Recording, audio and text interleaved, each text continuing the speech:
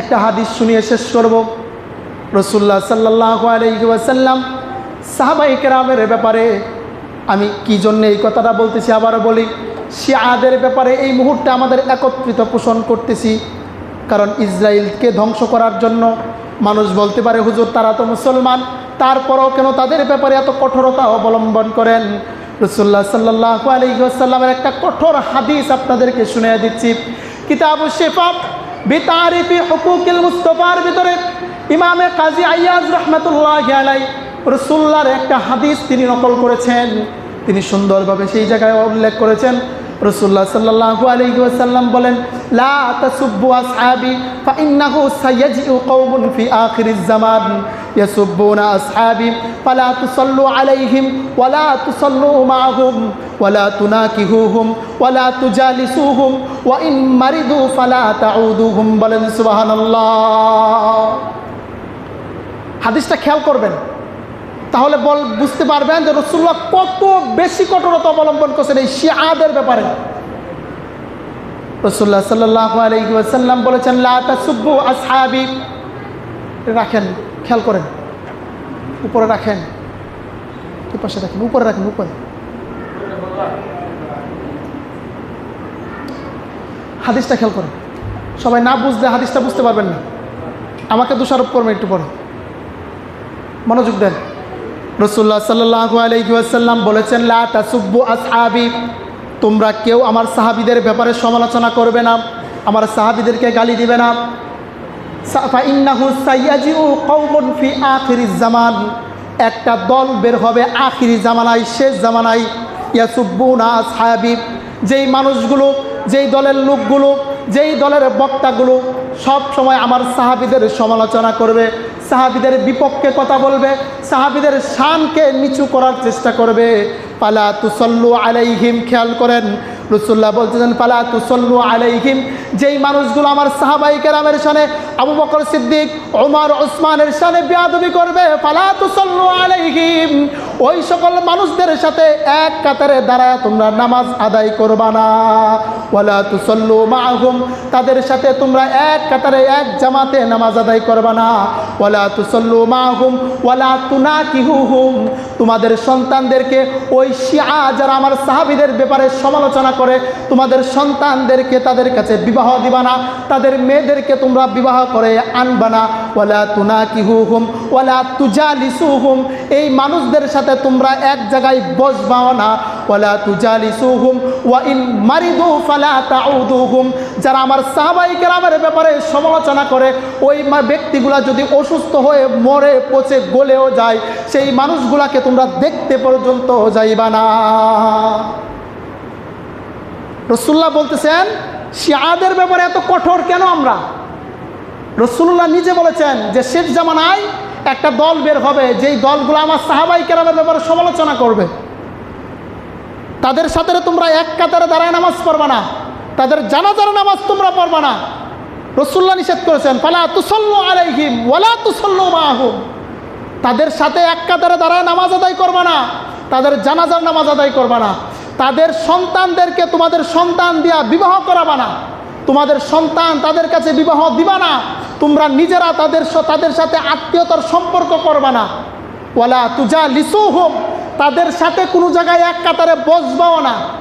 ওয়ালা ওয়াইন মারিদু ফালা তাউদুহুম, তাদের যারা আমার সাহাবায়ে কেরামের ব্যাপারে সমালোচনা করে, তাদের কেউ যদি অসুস্থ হয়ে যায়, শুধু অসুস্থ হয়ে মরে পচে গলেও যায়, তাদেরকে দেখতে পর্যন্ত যাইবা না। বলেন রাসূলুল্লাহ কত কঠোরতা অবলম্বন করছে। রাসূলুল্লাহ কিন্তু কোনোদিন বলে নাই যে একটা ইহুদি অসুস্থ হয়ে গেছে তাহলে তোমরা দেখতে যাও না, বলছে কোনোদিন? বলে নাই। কোনো খ্রিস্টানের ব্যাপারে এই কথা বলে নাই, কোনো ইহুদির ক্ষেত্রে বলে নাই, কোনো মুনাফিকের ক্ষেত্রে বলে নাই। রাসূলুল্লাহ একমাত্র বলেছেন যারা আমার সাহাবায়ে কেরামের ব্যাপারে সমালোচনা করবে, তারা যদি মরেও যায় তাদের দেখতে পর্যন্ত যায় না, তাদের জানাজার নামাজ তোমরা পড়ো না।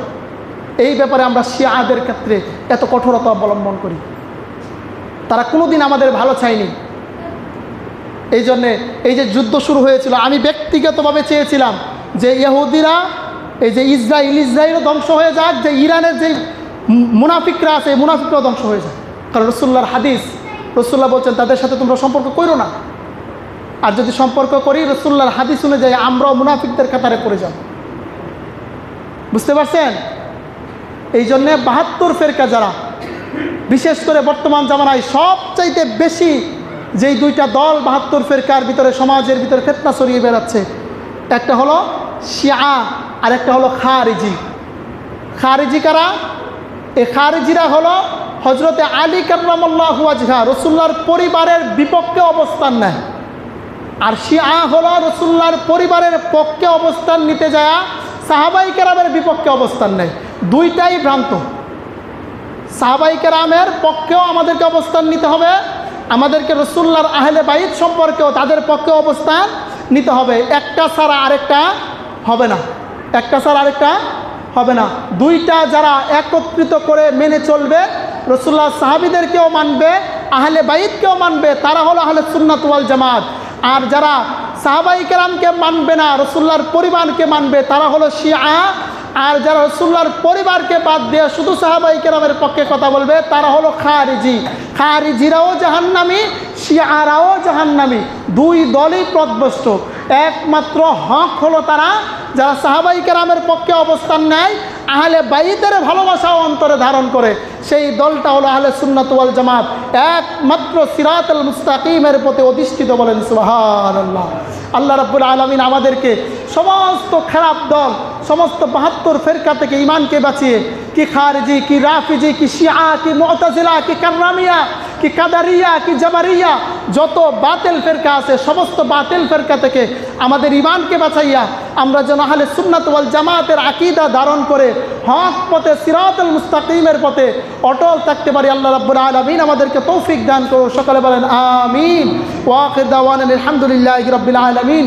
আসসালামু আলাইকুম ওয়া রাহমাতুল্লাহ। ইসলামের কথা বলবো,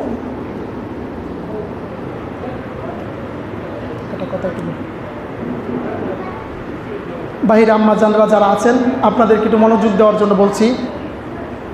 আজকে পহেলা মহররম, অর্থাৎ বছরের প্রথম দিন।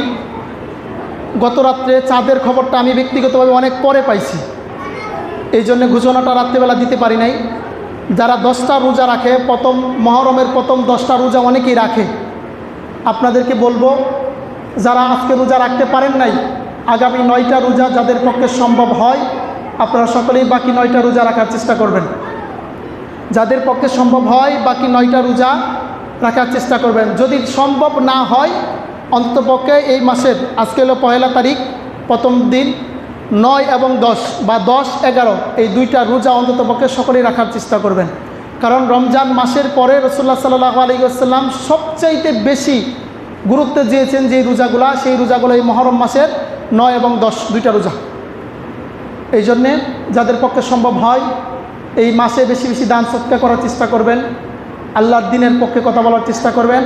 ইমাম হুসাইন রাদিয়াল্লাহু তাআলা আনহু এই মাসের সবচাইতে বেশি শক্ত শিক্ষা যেটা দিয়েছেন সেটা হলো কাফের বাতিল যত বেশিই হোক না কেন, তারা ছিল 25,000 মুসলমান, মাত্র ছিল 72 জন। ইমাম হুসাইন রাদিয়াল্লাহু তাআলা আনহু বলেছেন এই বাতিলের সামনে 72 হও আর 25,000 হোক, তাদের সামনে মস্তক নত কোনোদিনও মুসলমানরা করবে না। এই জায়গায় শিক্ষা দিয়েছেন হকের প্রতি অটল থাকবে যত ঝড়ই আসুক না কেন।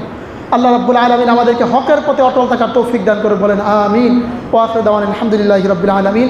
আসসালামু আলাইকুম ওয়া রাহমাতুল্লাহ।